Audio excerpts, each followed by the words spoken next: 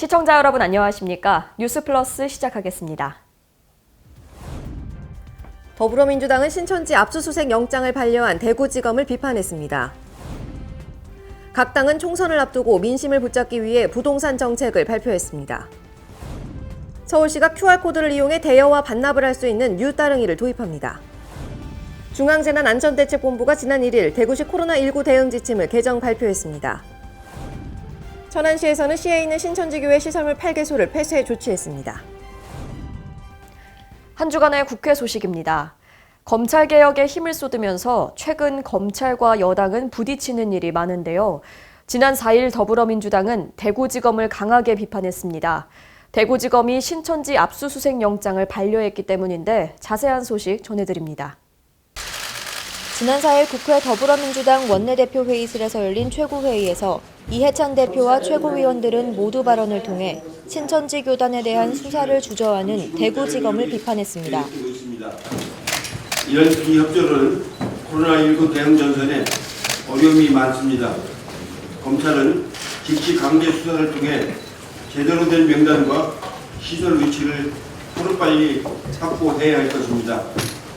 방역을 담당하는 지자체가 역학조사를 방해했다고 일차적으로 판단해서 고발을 했고 그 고발에 대해서 수사기관인 경찰이 다시 판단해서 신청한 압수수색 영장을 고의성 유무가 분명하지 않다는 이유로 반려한 것은 받아들이기가 어렵습니다. 이어 박광훈 최고위원은 이만희 신천지 총회장이 기자회견에 차고 나온 일명 박근혜 시계에 대해 언급했습니다. 이만희 총회장의 손목에 있는 박근혜 시계가 가짜다. 이런 얘기를 하기 전에 신천지에 대해서 분명하게 얘기하는 자세를 갖지라는 것이 국민의 아마 뜻일 겁니다. 자유한국당 이 점에 대해서 분명하게 이해를 하시고 정치적 관계가 없다고 이 얘기를 하는 것보다는 정치적 관계가 없다는 것을 말과 행동으로 보여주는 것이 중요하다는 점을 지적합니다. 이상입니다. 한편 이번 모두 발언으로 대구지검을 비난함으로써 다시 한번 검찰과 여당의 불편한 동행이 표면 위로 올라왔습니다.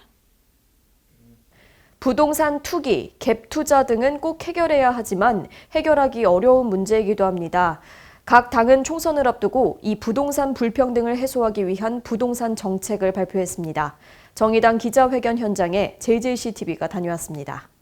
지난 4일 정의당은 국회 정론관에서 기자회견을 열고 총선 대비 부동산 정책을 발표했습니다. 정의당은 집으로 돈을 벌겠다라는 투기 심리 자체를 뿌리 뽑겠다고 밝혔습니다. 이어 부동산 불평등 해소를 위한 투기 근절 대책과 1인 청년 대학생 가구 맞춤형 지원 강화 등을 발표했습니다. 토지와 주택이라는 한정된 자원이 어느 누군가에게 집중이 되면 가격은 상승하고 임대료 및 주거비 상승 등의 피해는 대다수 국민에게 돌아갈 수밖에 없습니다. 정의당은 토지 공개념에 기초하여 보유세 강화 등 시장 친화적인 방식으로 집값 문제를 해결해 나갈 것입니다. 청년들에게 월 20만 원의 주거 보조금을 지급하겠습니다. 1인 가구 비중이 가장 높아진 시대 변화를 반영하여 1인 가구 맞춤형 공공임대주택 공급을 확대하고 저렴한 임대료의 사회주택 확충과 비영리 법인 협동조합의 청년용 쉐어하우스 리모델링 비용을 지원하겠습니다. 한편 앞서 더불어민주당은 청년 신혼 맞춤형 도시조성을 골자로 한 주택 10만 가구 공급을 전면에 내세웠고 제1야당인 미래통합당은 부동산 규제와 대출 완화로 정부 여당과 대척점을 이룬다는 총선 노선을 정했습니다.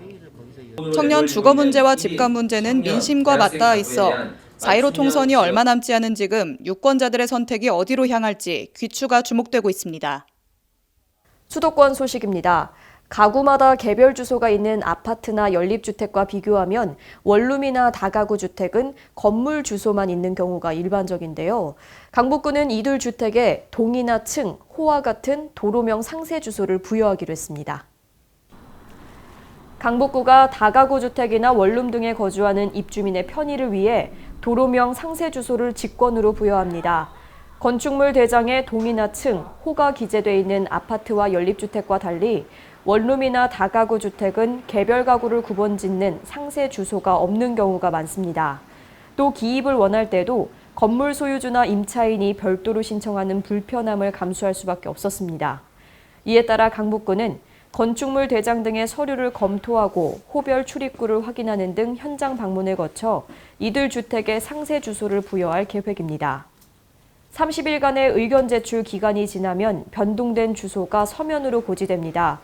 해당 동주민센터에서 주민등록 정정 신고를 하면 등본과 초본 등의 공문서에도 개별 동이나 층, 호가 표시됩니다.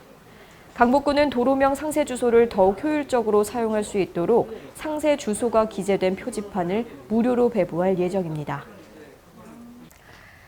서울시가 QR코드를 이용해 대여와 반납을 할 수 있는 뉴따릉이를 도입하는데요. 실시간 위치 추적도 가능하다고 합니다. 이외에도 초중학생을 위한 새싹 따릉이도 도입할 계획입니다. 서울시는 QR코드를 한 번만 스캔하면 대여와 반납이 가능한 뉴따릉이를 새로 도입합니다. 시는 3월 1일 500대를 시범 도입한 이후 올 상반기 5,000대까지 확대할 예정입니다. 신규로 추가하는 모든 따릉이는 QR형으로 도입하고 기존 단말기는 교체합니다. QR형 단말기가 부착된 뉴따릉이는 LTE 통신망을 활용한 실시간 위치 추적이 가능해 무단 사용도 차단할 수 있습니다. 만 15세 미만 초중학생을 위한 새싹 따릉이도 도입할 계획인 서울시는 올해 따릉이 대여소를 기존 1,540개소에서 3,040개소로 늘릴 계획입니다. 한편 시는 서울시설공단과 합동으로 따릉이 대여소에 대한 방역을 주기적으로 실시하며 손세정제도 비치했습니다.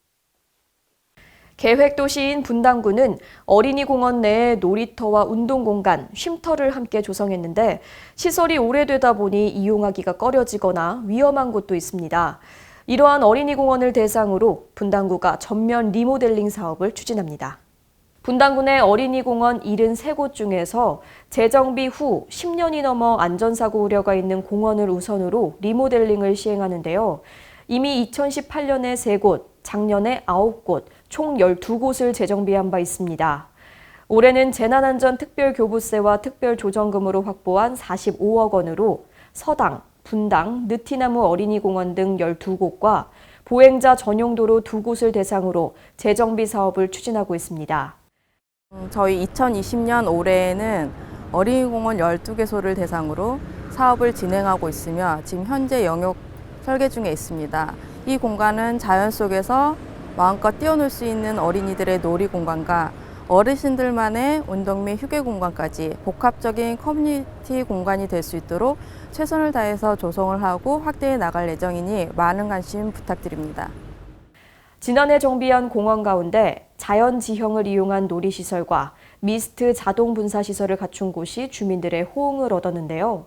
특색 있으면서 안전하고 쾌적한 어린이공원을 만들기 위해 분당구 녹지과는 구민들의 의견을 모으고 있습니다.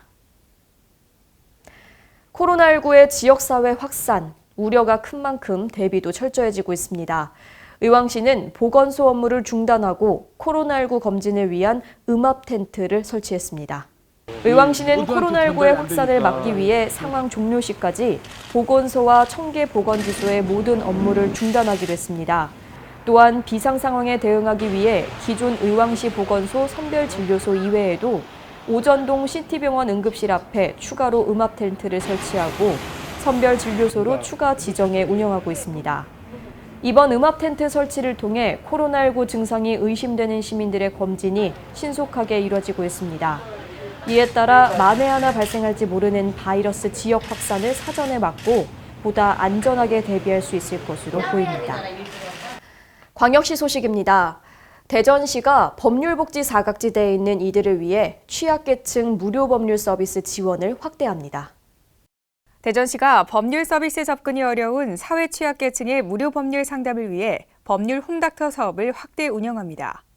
법률 홈닥터는 기초생활수급자, 장애인 등 취약계층을 대상으로 채권, 채무, 근로관계, 임금, 상속, 유언, 이혼, 친권, 양육권, 개인회생과 파산 등 생활법률 전반에 도움을 주는 법률 서비스 지원 사업입니다. 2020년 대전시는 법무부 소속 변호사가 시청 민원실에 상주하면서 무료 법률 상담을 진행하고 사회복지시설과 피해자 지원시설 등을 방문해 법률 상담과 법교육 등을 진행할 예정입니다. 중앙재난안전대책본부가 지난 1일 대구시 코로나19 대응 지침을 개정 발표했습니다. 중증도 이상의 환자는 병원에서 치료하고 경증 환자는 의료 지원이 가능한 생활치료센터에서 격리 치료한다는 계획입니다. 대구시는 2일부터 행정부시장을 단장으로 생활치료센터 운영지원단을 구성하고 생활치료센터 확보 및 운영 지원, 체계적인 환자 분류, 환자 이송, 입원 대기 환자 관리 등의 전 과정을 준비합니다. 우선 중앙교육연수원 등 공공기관 시설에 의료 인력과 장비를 갖춘 생활치료센터를 조기에 확보해 자택에서 입원 대기 중인 환자들을 신속하게 이송할 예정입니다. 생활치료센터에서는 의료 지원에서부터 심리 지원, 생활 지원, 방역 등의 밀착 지원이 이뤄지고 의료진과 지원 인력이 24시간 상주할 계획입니다. 중증 환자의 경우 지역 내 병상을 신속히 배정하고 타 지역 전원이 필요한 경우에는 국립중앙의료원의 전원 지원 상황실에서 병상 배정을 총괄해 효율적인 대처가 가능토록 할 방침입니다. 달구벌과 빗고을의 달빛 동맹, 광주시가 대구를 돕기 위해 나섭니다. 경증 확진자들을 광주의 감염병 전담병원에서 격리 입원시킨다고 밝혔는데요. 자세한 소식 전해드립니다. 광주시가 달빛 동맹을 맺은 대구를 돕기 위해 대구 지역 코로나19 경증 환자들을 광주에서 격리 치료하기로 결정했습니다. 광주시와 5개 구청, 시의회, 시교육청, 의료계 등 각급 기관 단체장들은 지난 1일 오후 광주시청 브리핑룸에서 특별 담화문을 발표하고 대구 경증 확진자들을 광주의 감염병 전담병원에서 격리 입원시켜 치료하겠다고 밝혔습니다. 또한 지역사회 감염이 없도록 대구 확진자들 수송 과정에서 안전의 완벽을 기할 것이며 가족들은 동행하지 않을 방침입니다.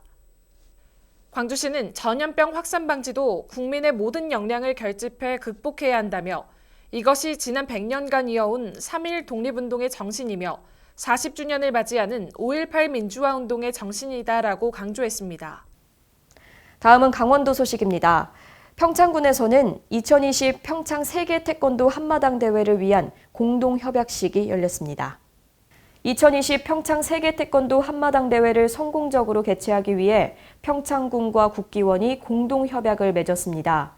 이번 대회에는 60개국, 약 5천여 명이 참여할 예정이며 국내는 59개 부문, 해외는 54개 부문, 총 12개 종목으로 경연이 이루어집니다. 협약의 주요 내용으로는 평창군에서는 행재정적 지원과 대회 운영 지원을, 국기원에서는 참가자 유치 등 경영 관련 전반적 사항을, 조직위원회에서는 경영과 행사 구성, 연출과 진행 등을 지원하기로 협약했습니다. 횡성군이 장애인 복지단지를 재정비해서 장애인 맞춤형 복지 서비스를 강화합니다. 횡성군이 장애인 복지타운 내 공간을 리모델링해 공간의 효율성을 높이고 장애인 복지 증진을 도모합니다. 이를 위해 횡성군은 장애인 기관단체의 의견을 반영해 공간 활용 방안을 확정하고 추경에 리모델링 사업비를 확보해 연내 완공한다는 계획인데요. 리모델링이 완료되면 장애인 복지타운 내에 장애인 부모회와 지적장애인 자립지원센터가 추가 입주하게 되고 프로그램실과 휴식 공간 등이 새롭게 들어서 다양한 복지 서비스 제공이 가능해집니다. 한편 횡성군은 장애인 직업재활시설인 보람원 증축과 한우리 작업장 신축도 함께 추진해 장애인 보호 작업장 타운을 새롭게 조성할 계획인데요. 이를 통해 장애인 직업재활의 효율성 및 맞춤형 복지 서비스 향상을 기대하고 있습니다. 이어서 충청도 소식입니다. 충청북도는 코로나19로 큰 피해를 보고 있는 대구 경북 지역을 돕기 위해 구호기금과 물품 등을 지원할 예정입니다. 충청북도가 코로나19 확산으로 어려움을 겪고 있는 대구와 경북 지원에 팔을 걷고 나섰습니다. 우선 충청북도는 코로나19 환자 폭증으로 어려움을 겪는 대구 경북 지역에 구호기금 2억 원을 지원합니다. 타 시도 대형 재난 발생 시 재해복구 등에 필요한 물품 등을 지원할 수 있도록 지난해 개정한 조례에 따른 조치입니다. 지원금은 방역과 구호물품 구매에 사용되고 의료진과 대구 경북 주민을 위해 사용될 전망입니다. 이에 앞서 충청북도는 중국 자매결연 도시에 마스크 6만 개를 지원하려던 계획을 철회했습니다.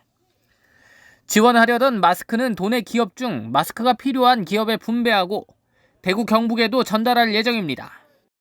한편 대구 지역 경증 환자 입원 치료를 위해 병상도 지원합니다. 대구에서 코로나19 확진 환자 폭증으로 병상을 확보하지 못해 대기하는 환자가 늘고 제때 치료를 받지 못해 자가 격리 중 숨지는 확진자가 발생한 데 따른 조치입니다. 대상자는 대구 경증 환자 49명으로 국가감염 지정병원인 충주의료원의 37명, 청주의료원의 12명으로 나눠 이송됩니다. 충청북도는 해당 병원 안팎의 방역을 강화하고 이송 환자가 상황에 따라 늘거나 줄 수 있다고 설명했습니다. 물 부족을 겪고 있는 섬 지역 주민들을 위해 보령시와 K워터가 섬 지역 수도시설의 운영 관리를 위한 협약식을 했습니다. 지난 25일 보령시청 상황실에서 개최된 이번 협약은 상수도가 보급되지 않아 물 부족을 겪고 있는 섬 주민들에게 K워터의 기술력과 전문 인력 투입으로 양질의 물을 안정적으로 공급하기 위해 마련됐습니다. 이에 따라 원산도, 삽시도, 고대도, 장고도, 소도 등 13개의 섬, 18개 시설에서 해수 담수화를 통한 물을 보급하게 됩니다. 보령시는 앞으로도 섬 주민들의 삶의 질 향상과 복지 향상을 위해 최선을 다할 계획입니다. 대구와 경북 지역에서 신천지 교회 집회가 코로나19를 확산시킨 것으로 밝혀졌죠. 천안시에서는 시에 있는 신천지 교회 시설물 8개소를 폐쇄 조치했습니다. 천안시는 확진자가 방문한 장소를 방역하고 천안시 지역 내 신천지 교회 시설물 8개소를 폐쇄 조치했습니다. 대구 경북 지역의 신천지 교회 집회가 코로나19를 확산시킨 것으로 밝혀졌기 때문인데요. 천안시는 신천지 교회 관련 본소 1개소와 선교센터 4개소, 그리고 문화센터 3개소, 총 8개소를 폐쇄하고 집회 금지 조처를 내렸습니다. 시설물과 주변에 대한 집중 방역을 마친 천안시는 앞으로도 관련 시설물 파악에 총력을 기울일 예정입니다. 다음은 경상도 소식입니다. 양산시는 의료 취약계층의 의료비 부담을 덜고 이들이 조기에 치료받을 수 있도록 다양한 사업을 추진합니다. 만 60세 이상 저소득층 어르신을 대상으로 최대 200만 원의 인공관절 수술비를 지원하고 뇌질환이나 특수질병을 가진 저소득층의 만 40세 이상 주민에게는 무료 검진 사업을 추진하며 아토피 피부염이나 천식이 있는 취약계층 질환자를 대상으로는 의료비와 보습제를 지원합니다. 문의와 신청은 각 담당 부서인 양산시 보건소 보건사업과 질병관리팀 아토피 클리닉으로 하면 됩니다. 코로나19 확진자가 늘어나면서 음압병동 부족 문제도 발생하고 있습니다. 이에 포항시는 포항의료원을 감염병 전담병원으로 지정하고 코로나19 확진자와 의사 환자에 대한 대응을 강화하기로 했습니다. 포항시는 현재 대구 경북 지역의 코로나19 확진 환자가 증가함에 따라 이후 포항 지역의 추가 확진자 발생에 대비해 포항의료원을 감염병 전담병원으로 지정했습니다. 포항의료원이 코로나19 감염병 전담병원으로 지정됨에 따라 다른 병원의 의사 8명과 간호사 8명, 포항시 행정지원요원 16명 등 전문 인력이 파견되고 나머지 병원들은 전국 최초로 시도하는 시민안심병원 체제로 운영합니다. 시민안심병원은 병원 진입부터 입원까지 전 과정에 걸쳐 호흡기 환자를 다른 환자와 분리해 진료함으로써 병원 내 대규모 감염 확산을 차단하는 병원입니다. 포항시는 감염병 전담병원과 긴밀하게 협조하는 한편 전문 인력을 확충해 코로나19 확산 방지에 최선을 다하고 있습니다. 전라도 소식입니다. 정읍시는 코로나19로 위축된 지역 경제를 활성화하고 시장의 상인들을 응원하기 위해 정읍사랑 상품권 사용 행사를 열었습니다. 강석훈 기자의 보도입니다. 유진섭 시장을 비롯한 정읍시 공직자들이 정읍사랑 상품권 사용 행사를 가지며 전통시장 살리기에 나섰습니다. 이날 행사는 코로나19로 위축된 소비심리 회복과 지역경제를 활성화하고 시장 상인들에게 응원의 메시지를 전하기 위해 마련됐습니다. 유진섭 시장은 어려움을 겪고 있는 소상공인과 전통시장에 조금이나마 도움이 될 수 있도록 정읍시 공직자들이 정읍사랑 상품권 사용 활성화에 앞장서고 있다며 상인들께서도 힘든 시기를 꿋꿋이 이겨내 주시기 바란다고 말했습니다.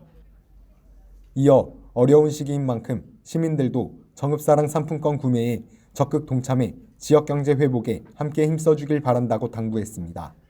한편 정읍시는 오는 3월부터 31일까지 코로나19 확산에 따른 지역경제를 활성화하기 위해 정읍사랑 상품권을 8% 특별 할인에 판매하겠다고 밝혔습니다. 지금까지 전북에서 강석훈이었습니다. 전주시 제2공공청사는 지역 농업경제를 담당하고 있는데요. 이 제2공공청사가 조촌동 일대로 신규 이전합니다. 전북 전주시가 조촌동 일대로 지역 농업경제를 담당하는 농업부서를 이전합니다. 시는 조촌동의 농업부서와 관련 기관 등이 근무하는 제2공공청사를 신축하기로 결정했습니다. 오는 2024년 완공을 목표로 하고 있는 제2공공청사는 총 715억 원의 예산이 투입되며 2월 기본계획 용역 착수 등 행정 절차를 거쳐 오는 2022년 착공할 예정입니다. 시는 특히 송천동의 전주대대를 조촌동의 항공대대 인근으로 이전키로 했으며 이에 따라 전주대대 이전 지역과의 상생 발전을 위해 주민들의 요구사항이 적극 반영될 수 있도록 노력하는 등 다양한 방안을 추진할 계획입니다. 전주시 관계자는 앞으로 전주대대 이전 과정에서 행정과 군이 합심해 주민 불편을 최소화하는 데 노력하겠다고 말했습니다. 지금까지 전북에서 강석훈이었습니다.